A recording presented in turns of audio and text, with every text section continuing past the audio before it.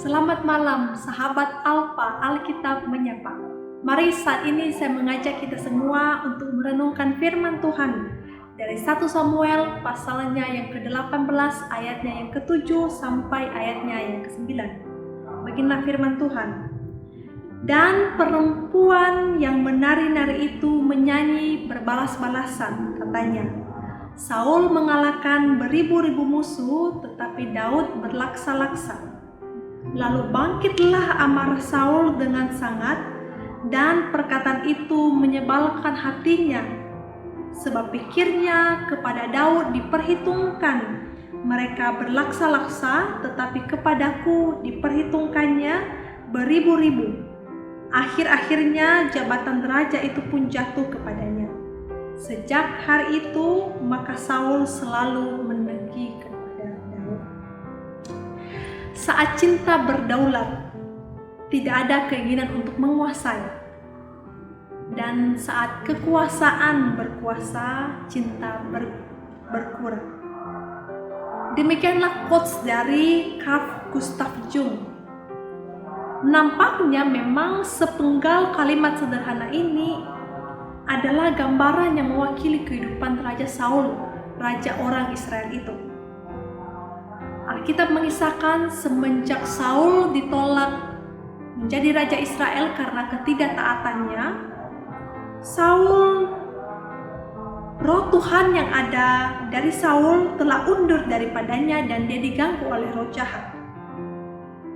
Setelah peristiwa itu, yang ada dalam hati dan pikiran Saul adalah kejahatan. Dan salah satu yang paling mencolok adalah ketika Saul menaruh rasa kebencian yang besar kepada Daud. Karena Daud akan menjadi raja yang diurapi Tuhan untuk menggantikan posisi Saul menjadi raja bagi Israel. Padahal saudara, dahulu Saul begitu menyukai Daud karena kemenangan Daud melawan Goliat. Daud juga berhasil memenangkan beberapa pertempuran. Dan tentunya ini membawa keuntungan yang besar bagi orang-orang Israel, khususnya bagi Raja Saul, Raja Israel pada saat itu. Bahkan bukan hanya itu, jika Saul diganggu oleh roh jahat, Daud memainkan kecapinya, Saul kemudian merasa lega dan begitu nyaman, dan roh yang jahat itu undur daripada Saul. Kita mencatat Daud menjadi pelayan Saul. Dan Saul sangat mengasihi Daud. Saul sangat menyukai Raja Daud karena kemahirannya memainkan kecapi dan kemampuannya memenangkan pertempuran. Namun siapa sangka saudara, kemarahan dan rasa dengki yang mendalam itu lahir semenjak perempuan-perempuan dari segala kota Israel kemudian menyongsong Raja Saul karena kemenangan Israel. Mereka menari-nari dan menyanyi berbalas-balasan sambil mengatakan, Saul mengalahkan beribu-ribu musuh, tetapi Daud berlaksa-laksa. Sejak saat itu bangkitlah amarah Saul, hatinya dipenuhi dengan kebencian, kedengkian. Karena dia juga berpikir, Daud akan menduduki jabatannya, tahtanya, menjadi raja atas orang Israel. Saudara, karena kedengkian yang begitu mendalam, akhirnya Saul melakukan berbagai cara untuk membunuh Daud. Bahkan Saul juga membunuh orang-orang yang berpihak kepada Raja Daud. Misalnya saja dia menuduh para imam-imam di Moab dan juga para penduduknya bahwa mereka telah berpihak kepada Daud, sehingga yang dia lakukan adalah dia membunuh imam-imam di Moab itu dan juga para penduduk di Moab. Bahkan dengan hati yang sangat panas, Saul hendak melemparkan tombaknya untuk membunuh Yonatan, anaknya sendiri. Saul mengusahakan berbagai cara untuk membunuh Daud, sekalipun jelas dia tahu bahwa Daud selalu disertai oleh Allah. Kenapa Saul begitu takut? Karena sesungguhnya Saul takut posisinya direbut oleh Daud. Saul takut tahtanya pindah ke tangan Daud.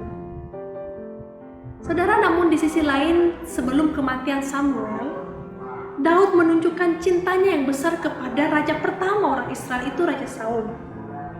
Dia membiarkan Saul hidup. Daud punya kesempatan yang besar untuk membalaskan dendamnya untuk membunuh Saul.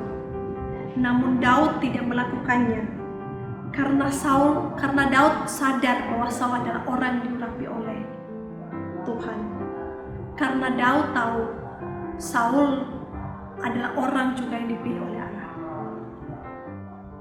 Saudara, harusnya tindakan cinta dan ketulusan yang ditunjukkan oleh Daud membuka hati Saul untuk mengasihi dan menerima Daud kembali, sekalipun Daud akan menjadi raja orang Israel. Tema kita malam hari ini antara tahta dan cinta. Demi tahta, Saul mengorbankan cintanya. Cinta kepada keluarganya, anaknya, cinta kepada rakyatnya, dan cinta kepada pelayannya yang setia, yaitu Raja Daud. Demi tahta, dia menodai statusnya sebagai Raja Israel dan tidak lagi hidup berkenan di hadapan Tuhan.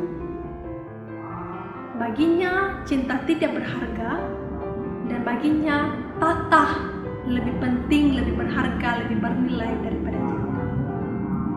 Namun tidak dengan Daud, saudara.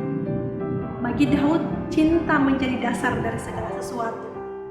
Segala tindakan dan keputusan harus didasari karena cinta, bukan karena haus tahta. Saudara, sekarang muncul pertanyaan dalam benak kita. Apakah selama ini kita orang-orang yang haus akan tahta atau kuasa di dalam dunia ini? Atau justru kita menjadi orang-orang yang rela untuk meninggalkan tahta demi menjunjung tinggi nilai cinta itu? Kiranya malam hari ini firman Tuhan di malam hari ini kembali mengingatkan kita antara tahta dan cinta, manakah yang akan kita pilih dalam hidup ini. Demikian renungan Alfa. Tuhan Yesus memberkati.